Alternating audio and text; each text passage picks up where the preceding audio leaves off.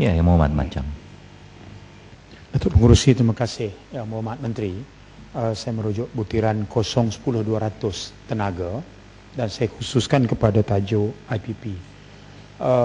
Saya masih ingat ucapan sulung saya dalam Dewan ini, Yang Muhammad Menteri juga dengar ketika mula-mula jadi wakil rakyat, ialah tajuk IPP, dan Yang Muhammad Menteri kemudian menjawabnya. Sekarang dah 4 tahun berlalu.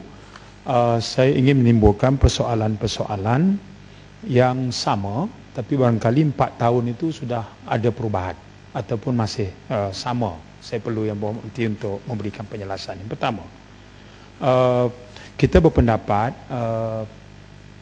perjanjian pembelian tenaga ni, PPA ni, sebagai lopsided, ya. Baik, terutama untuk yang batch pertama IPP, yang bermula tahun 1993 dan konsesi selama 21 tahun. Batch kedua yang bermula 2001 itu, khabarnya perjanjian itu agak tidak terlalu menyebelahi IPP. Cuma saya ingin bertanya Muhammad Menteri, apakah pendirian kerajaan sekarang masih status quo dalam proses mengkaji atau sudah ada perubahan terhadap isu perjanjian tenaga ini? Perkara kedua, Datuk Pengerusi, Muhammad Menteri, ialah kebelakangan ini Petronas mula berani bersuara, iaitu yang diistilahkan sebagai kehilangan hasil apabila dia terpaksa membiayai subsidi. Dan sememangnya Yang Muhammad Menteri, saya teliti balik jawapan kepada saya 4 tahun dulu, subsidi gas Petronas ini banyak dinikmati oleh IPP, TNB, kemudian barulah pengguna industri kecil, pengguna isi rumah, dan juga pengguna komersial. Tapi IPP dan TNB itu mewakili chunk yang terbesar, iaitu hampir 75%. Jadi ini dianggap sebagai kehilangan hasil kepada Petronas dan sekaligus kehilangan hasil kepada kerajaan. Jadi ketika Petronas sudah mula menyuarakan reservation mereka terhadap yang mereka istilahkan sebagai beban ini, apakah pendirian semasa kerajaan dalam isu ini? Terutama kerana Petronas terpaksa membeli gas pada harga pasaran, bukan saja dibekalkan oleh sumber tempatan, tapi terpaksa beli daripada negara jiran. Apakah keadaan ini adil untuk Petronas, atau Petronas dianggap terpaksa menunaikan tanggungjawab sosialnya, seperti yang diucapkan oleh Perdana Menteri ketika merasmikan persidangan gas dunia di Kuala Lumpur beberapa bulan lepas? Perkara ketiga Yang Muhammad Menteri ialah PPA ini menghendaki TNB membeli elektrik dari IPP. Saya semak catatan bursa, TNB setakat 2011 membelanjakan hampir 13.8 bilion untuk membayar pada IPP ini, ya.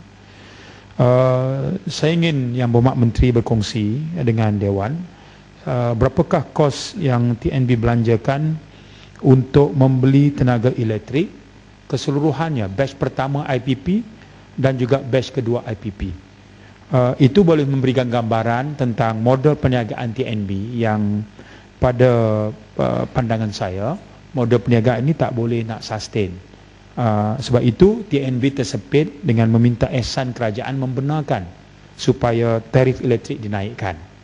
Jadi sekaligus apakah keputusan kerajaan sekarang terhadap isu kenaikan tarif ini? Apakah TNB akan terus tidak dibenarkan menaikkan tarif pada ketika mereka juga tidak boleh mampu bertahan lama dalam bentuk menghendaki mereka memberikan bayaran yang tetap kepada IPP?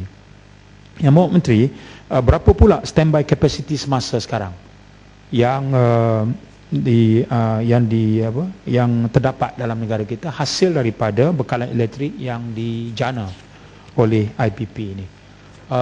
Satu ketika Yang Mohd Menteri, ia hampir mencecah 50%, kita antara yang tertinggi di dunia. Tapi bekalan elektrik tak macam air, Mohd Menteri, ya. Kita boleh empang, tapi bekalan elektrik TNB kena bayar. Kita faham kaedah itu. Cuma sekarang ini berapa banyak standby capacity untuk makluman kita? Yang Mohd Menteri, yang terakhir saya nak sebut ialah baru-baru ini 1MDB yang Dewan kita pernah bagi belanja bajet untuk 1MDB ini. Mereka buat satu urus niaga dengan mengambil alih atau membeli share daripada syarikat Tan Sri Ananda dan juga Genting, iaitu kumpulan IPP, kumpulan pertama. Yang menimbulkan persoalan yang meminta Yang Berhormat Menteri untuk membantu huraikan ialah pertama, kerana kedua-dua IPP yang dibeli oleh 1MDB itu tempoh konsesinya sudah akan tamat dalam tempoh 2 atau 3 tahun lagi. Jadi nilai yang mereka bayar itu agak tinggi, ya, 8.5 bilion untuk Tan Sri Ananda dan 2.5 bilion untuk Genting Sanyen. Pada ketika Genting Sanyen itu, mengikut penyata kewangan Genting, nilai aset bersih mereka adalah 400 juta. Tapi 1MDB bayar 2.3 bilion untuk beli loji penjanaan elektrik yang berjana kuasa 720 megawatt. Apakah ini dengan serta-merta bermakna Genting Sanyen mencatat keuntungan sehingga 1.9 bilion. Jadi pembayaran 8.5 bilion untuk aset penjanaan elektrik yang dimiliki oleh Tan Sri Ananda juga menimbulkan banyak persoalan. Kerana loji jana kuasanya di Malaysia hanya bersaiz kecil dan sederhana. 720 megawatt di stesen Teluk Gong 1, 440 megawatt di stesen Teluk Gong 2, 330 megawatt di stesen Tanjung Keling. Sebagai perbandingan, Yang Berhormat Menteri, tentu saya juga membaca kenyataan media yang menyebut Tenaga Nasional Berhad baru-baru ini berjaya mendapat kontrak untuk membina stesen jana kuasa elektrik di Bangladesh berkapasiti 1320 megawatt pada harga 6 bilion saja. Maknanya 1MDB membeli aset-aset lama dan perjanjian membekalkan elektrik akan tamat pada tahun 2016 pada harga yang secara nilaiannya lebih mahal daripada membina sebuah stesen jana kuasa baru yang mempunyai jaminan aliran tunai yang lebih lama. Jadi persoalan yang ingin saya bangkitkan selain daripada itu ialah pendirian kerajaan sekarang bila 1MDB beli ketika tempoh konsesi sudah hampir tamat. Dalam pertimbangan kerajaan, sambungan kepada konsesi ini nak diberikan berapa tahun lagi, dan apakah pula terma-terma barunya, sebab dia tak mungkin bayar mahal hanya untuk 2-3 tahun lagi tempoh yang akan berakhir. Jadi kerajaan akan sambung pula bila. Yang Berhormat Menteri, untuk makluman, baru-baru ni ketika perbahasan di peringkat dasar dan di peringkat kementerian, saya bertanya kepada Kementerian Kewangan kerana 1MDB juga di bawah Kementerian Kewangan.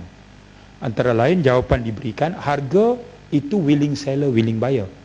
Tapi dari segi menyambung tempoh konsesi, kerajaan belum menimbangkan lagi. Itu jawapan oleh Kementerian Kewangan, oleh Baco, dan Yang Berhormat Datuk Seri Menteri menggeleng kepala. Mengkali di bawah Kementerian Tenaga boleh membantu menjelaskan yang akan tamat 2016 nak sambung lagi berapa lama.